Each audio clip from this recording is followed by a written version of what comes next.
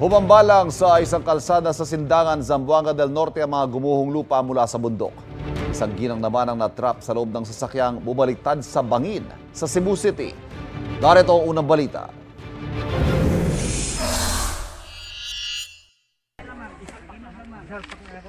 Abala ang mga rescuers sa paligid ng sasakyan na yan sa Barangay Pitos sa Cebu City. Isang babae kasi ang natrap sa loob ng sasakyan matapos ito bumaliktad. Maya-maya lang naialis na rin siya mula sa ilalim ng sasakyan.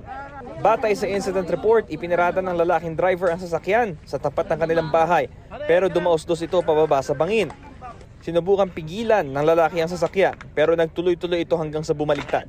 Nasa loob pa ng sasakyan ng kanyang misis na mangyari ang insidente. Sugatan ng mag-asawa na nagpapagaling na sa ospital.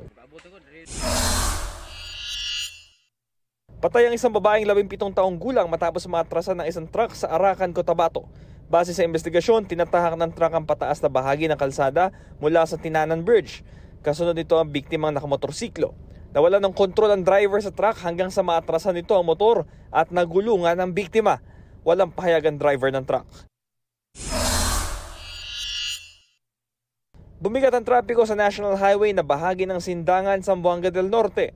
Kasunod ang pagguho ng lupa mula sa bundok madaling araw kahapon. Humambalang sa buong kalsada ang lupa at mga bato kaya hindi ito madaraanan ng mga sasakyan. Ayon sa Sindangan MDRRMO, galing ang mga bato sa taas ng bundok na sinisira para sa isinasagawang road widening. Nadaanan na rin ng kalsada makalipas ang ilang oras kasunod ng clearing operations. Ito ang unang balita, Bam Alegre para sa GMA Integrated News. Kapuso, huwag magpapahuli sa latest news and updates. Mag-iuna ka sa balita at mag-subscribe sa YouTube channel ng GMA Integrated News.